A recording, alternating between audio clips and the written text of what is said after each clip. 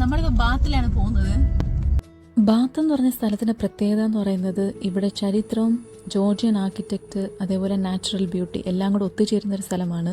ലണ്ടനിൽ ഇങ്ങോട്ടൊരു 2.5 മണിക്കൂർ ദൂരമാണ്. ലണ്ടൻ വിട്ട് കഴിഞ്ഞാൽ നമുക്ക് നല്ല കൺട്രി സൈഡ് ആസ്വദിക്കാൻ പറ്റും. നല്ല നൂറ്റാണ്ടുകളായിട്ട് വിസിറ്റേഴ്സിനെ അട്രാക്ട് ചെയ്യുന്ന ഒരു സ്ഥലമാണ് ബാത്ത്. ഹിസ്റ്ററി നോക്കുവാണെങ്കിൽ ജോർജിയൻ പീരീഡ്, അതായത് 1714-നും 1830-നും ഇടയ്ക്കാണ് ഇവിടുത്തെ ഈ ജോർജിയൻ ബിൽഡിംഗ് ഒക്കെ ഉണ്ടാക്കിയത്. ഇവിടുത്തെ ബിൽഡിങ്ങുകളെല്ലാം ബാത്ത് സ്റ്റോൺ വെച്ചിട്ടാണ് നിർമ്മിച്ചിരിക്കുന്നത്. ബാത്ത് സ്റ്റോൺ എന്ന് പറയുന്നത് തേൻ നിറത്തിലുള്ള ചുണ്ണാമ്പ് കല്ലുകളാണ്. നമ്മളെ കാണുന്നതാണ് ബാത്ത് യൂണിവേഴ്സിറ്റി. ഇവിടുത്തെ ഫേമസ് യൂണിവേഴ്സിറ്റിയാണ് ബാത്ത് യൂണിവേഴ്സിറ്റി. 20th സെഞ്ചുറിയിൽ ഇതൊരു കോളേജായിട്ട് സ്റ്റാർട്ട് ചെയ്ത് പിന്നെ 1966 ഇതൊരു യൂണിവേഴ്സിറ്റി ആയിട്ട് എസ്റ്റാബ്ലിഷ് ചെയ്തു. നമ്മളിപ്പോ പാർക്കിംഗ് ഏരിയയിലോട്ടാണ് പോകുന്നത്. പാർക്ക് ചെയ്തിട്ട് ഇവിടുന്ന് സിറ്റി സെന്ററിലോട്ട് നടക്കാനുള്ള ദൂരമുള്ളൂ. വണ്ടി പാർക്ക് ചെയ്ത് ഇറങ്ങിയപ്പോൾ നല്ല തണുപ്പുണ്ടായിരുന്നു. അങ്ങനെ ഞങ്ങൾ ഒരു കോഫി വാങ്ങിച്ചിട്ട് അതുവഴി നടക്കാൻ ഇറങ്ങി. ഇതിന് നമ്മൾ ഹൈ സ്ട്രീറ്റ് എന്ന് പറയും. ഹൈ സ്ട്രീറ്റിൽ നമുക്ക് പലതരത്തിലുള്ള ഷോപ്സ് കാണാൻ പറ്റും. അതിൽ ഫേമസ് ഒന്നാണ് ക്യാൻഡി ഷോപ്പ്. ഇവിടുത്തെ ലോക്കൽ ക്യാൻഡി ഷോപ്പ് വിസിറ്റ് ചെയ്യാതെ പോയാൽ നമ്മുടെ ബാത്ത് ടൂർ കംപ്ലീറ്റ് ആവത്തില്ല എന്നൊരു ചൊല്ല് തന്നെ ഉണ്ട്. ഇവിടെ നമുക്ക് പല വെറൈറ്റീസിലുള്ള ബ്രിട്ടീഷ് ട്രഡീഷണൽ സ്വീറ്റ്സ്. ഇവരുടെ ട്രഡീഷണൽ വെറൈറ്റീസ് എന്ന് പറയുന്ന sherbet lemon, pear drops, jelly babies, ഇതൊക്കെയാണ് ട്രഡീഷണൽ സ്വീറ്റ്സ്. പിന്നെ അതുകൂടാതെ ഹാൻഡ് മെയ്ഡ് ട്രീറ്റ്സ് ഉണ്ട്. ഹാൻഡ് മെയ്ഡ് ട്രീറ്റ്സിനകത്ത് വരുന്നത് ചോക്ലേറ്റ്, ഫർജസ്, ടോഫി ഇതൊക്കെയാണ്. ഞങ്ങൾ ഇത് കാണാൻ കയറിയതാണ്. ഇവിടുന്ന് പ്രത്യേകിച്ചൊന്നും വാങ്ങിയില്ല. ഞങ്ങൾ അതെല്ലാം കണ്ടിട്ട് അവിടെ നിന്ന് ഇറങ്ങി അടുത്ത ഷോപ്പിലോട്ട് കയറി. ഇത് ശരിക്കും പറഞ്ഞാൽ ഒരു ടീ ഷോപ്പാണ്. ടീ ഷോപ്പ് എന്ന് പറഞ്ഞാൽ പല ഫ്ലേവേഴ്സിലുള്ള ടീ അവിടെ വിൽക്കുന്നുണ്ട്.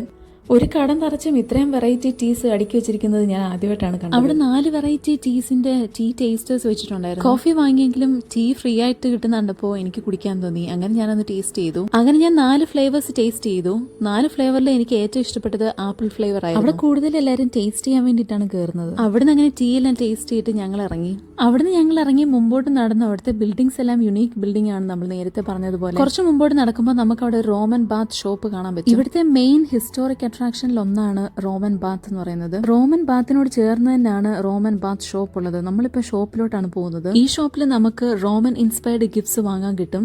അതെന്ന് പറയുന്നത് വേറൊന്നുമല്ല, അവരുടെ ഹിസ്റ്ററി ആൻഡ് കൾച്ചർ ഒക്കെ റിഫ്ലക്ട് ചെയ്യുന്ന തരത്തിലുള്ള ഗിഫ്റ്റ്സ് ആണ്. ജുവലറി കൂടാതെ തന്നെ നമുക്ക് അവിടെ ചെറിയ സ്റ്റാച്യൂസ് കിട്ടും, മിനിയേച്ചർ സ്റ്റാച്യൂസ്, അതേപോലെ അവരുടെ കോയിൻസ്, ഇതൊക്കെ നമുക്ക് വാങ്ങിക്കാൻ പറ്റും. ജുവലറി ഒരു വലിയ സെക്ഷനാണ്. ഇതൊന്നുമല്ലാതെ നമുക്ക് അവിടെ റോമൻസിന്റെ ബാത്തിങ് പ്രോഡക്ട്സ് വാങ്ങാൻ കിട്ടും. ബാത്ത് സോൾസ്, ഓയിൽസ്, സോപ്സ് എല്ലാം പല ഫ്ലേവേഴ്സിൽ നമുക്ക് അവിടെ വാങ്ങാൻ കിട്ടും. ഈ ബാത്ത് ഷോപ്പിൽ കിട്ടുന്ന ഐറ്റംസ് എന്ന് പറയുന്നത് എക്സ്ക്ലൂസീവ് ആണ്. നമുക്ക് വേറെങ്ങും ഇത് വാങ്ങാൻ കിട്ടില്ല. അവിടെ നിന്ന് ഇറങ്ങി ഞങ്ങൾ മുമ്പോട്ട് നടന്നു. അപ്പോഴാണ് വഴിയിൽ ഇങ്ങനെ ഓരോരുത്തരെ പാട്ട് പാടുന്നത് കണ്ടത്. വീക്ക് ഡേയ്സിലും വീക്കെൻഡ്സിലും ഇവിടെ ലണ്ടനിൽ സ്ഥിരം കാണുന്ന കാഴ്ചയാണ് എല്ലാവരും വഴിയിൽ നിന്ന് ഇങ്ങനെ പാട്ട് പാടുന്നത്. സോ അത് എൻജോയ് ചെയ്യുന്നവര് ഡൊണേഷൻസ് അവർക്ക് കൊടുത്തിട്ട് പോകും. ഇപ്പൊ നമുക്ക് ഇവിടെ ഇത് കാണാൻ കഴിയും. ചുരുക്കം പറഞ്ഞു കഴിഞ്ഞാൽ ഇതൊരു സൈഡ് ഇൻകം ആണ്. അവിടെ നിന്ന് അങ്ങനെ മുമ്പോട്ട് നടക്കുമ്പോൾ നമുക്ക് റൈറ്റ് സൈഡ് ബാത്ത് അബേ കാണാൻ പറ്റും. ബാത്ത് അബേയിലോട്ട് നടക്കുമ്പോൾ തന്നെ നമുക്ക് 2 സൈഡിലും ഷോപ്സ് കാണാൻ പറ്റും. ഷോപ്സ്, റെസ്റ്റോറൻറ്റ്സ് ഒക്കെ ഉണ്ട്. ഇവിടെ എപ്പോൾ വന്നാലും നല്ല തിരക്കാണ് തോന്നുന്നത്. ഞങ്ങളിതിപ്പോ 2ാമത്തെ തവണയാണ് ഇവിടെ വരുന്നത്.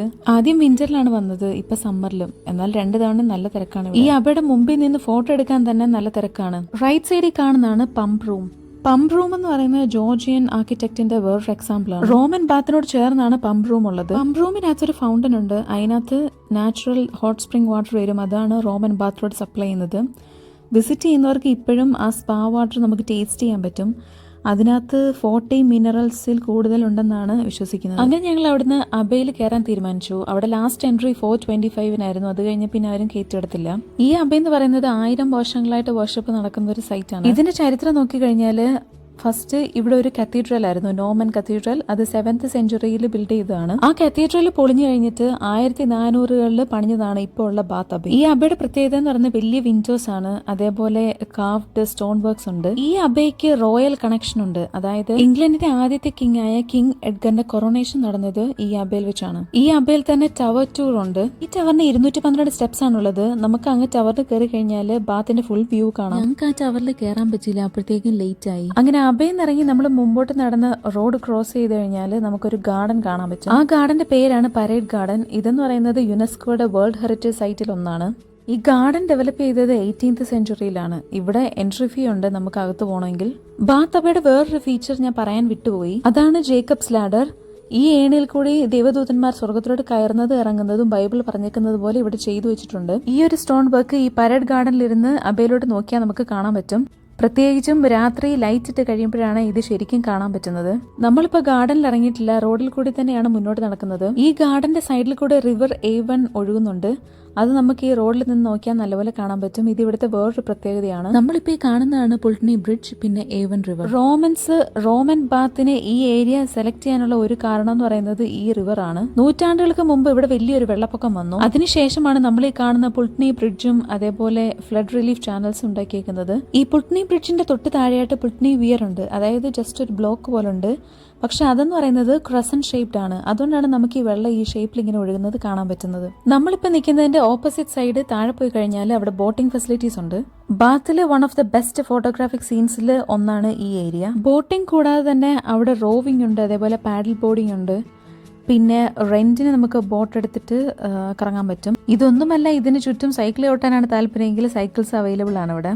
നമ്മൾ വെള്ളത്തിൽ കുറച്ചു നേരം നോക്കി നിന്ന് കഴിഞ്ഞാൽ നമ്മുടെ സ്ട്രെസ്സൊക്കെ ഓട്ടോമാറ്റിക്കലി കുറയുമെന്നാണ് പറയുന്നത്. ഞങ്ങൾ ഇവിടുന്ന് നേരെ പുൾട്ടനി ബ്രിഡ്ജിന്റെ ഏരിയയിലോട്ട് പോയി. ഈ പുൾട്ടനി ബ്രിഡ്ജ് പണിഞ്ഞതെന്ന് പറയുന്നത് 1774 ഈ ബ്രിഡ്ജ് ലോകത്തിലെ 4 ബ്രിഡ്ജുകളിൽ ഒന്നാണ്. ഇതിന്റെ പ്രത്യേകത എന്ന് പറയുന്നത് ഈ ബ്രിഡ്ജിന്റെ മുകളിൽ 2 സൈഡിലും ഷോപ്സ്. അങ്ങനെ മുകളിൽ 2 സൈഡിലും ഷോപ്സ് ഉള്ള ബ്രിഡ്ജ് എന്ന് പറയുന്നത് ആകെ 4 ഉള്ളൂ ലോകത്തില്.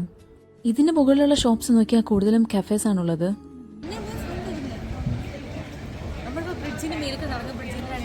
ഞാനിടയ്ക്ക് ലൈവിൽ സംസാരിച്ച എങ്ങനെയുണ്ടെന്ന് അറിയാൻ വേണ്ടി ഒന്ന് ടെസ്റ്റ് ചെയ്ത് നോക്കിയതാണിപ്പോൾ. ഈ ബ്രിഡ്ജിന് ശരിക്കും 3 ആർച്ചുകളാണുള്ളത്. അത് മെയിൻലി അതിന്റെ സ്ട്രക്ചർ ബാലൻസ് ചെയ്യാൻ വേണ്ടിയിട്ടാണ്. ഈ ബ്രിഡ്ജിന്റെ മുകളിലുള്ള ഷോപ്സ് എന്ന് പറയുന്നത് വെറൈറ്റി ബുട്ടിക്സ് ഉണ്ട്, കഫേസ് ഉണ്ട്, പിന്നെ സോവനിയർ ഷോപ്സ് ഉണ്ട്. ഇതെല്ലാം ടൂറിസ്റ്റിനെ അട്രാക്ട് ചെയ്യാൻ വേണ്ടിയിട്ടാണ്. ബ്രിഡ്ജിന്റെ സൈഡിൽ നിന്ന് താഴോട്ട് സ്റ്റെപ്പ് ഇറങ്ങിയാൽ നമ്മൾ നേരത്തെ കണ്ട ബോട്ടിംഗ് ഏരിയയിൽ വരാൻ പറ്റും. ഇത് ആകെ 2 പേർക്ക് മാത്രം നടക്കാൻ പറ്റുന്ന ഒരു ഏരിയയാണ്. അങ്ങനെ നമ്മൾ സ്റ്റെപ്പ് ഇറങ്ങി താഴോട്ട് വരുമ്പോൾ അതിന്റെ സൈഡിൽ തന്നെ ഒരു പബ് ആൻഡ് റെസ്റ്റോറന്റ് ഉണ്ട്. ഇവിടുന്ന് മുമ്പോട്ട് അധികം കാണാനൊന്നും ഇല്ല. അപ്പൊ ഇതുവരെ കണ്ടതിൽ നിങ്ങൾക്ക് ബാത്തിൽ ഏറ്റവും ഇഷ്ടപ്പെട്ട സ്ഥലം ഏതാന്ന് കമന്റ് ഇടുക, ഞാൻ അതിന് റിപ്ലൈ ഇടാം. ഇതിനിടയ്ക്ക് ഞങ്ങൾ റോമൻ ബാത്ത് വിസിറ്റ് ചെയ്തായിരുന്നു. റോമൻ ബാത്തിനുള്ളിൽ എന്താണെന്ന് നമുക്ക് അടുത്ത വീഡിയോയിൽ കാണാം.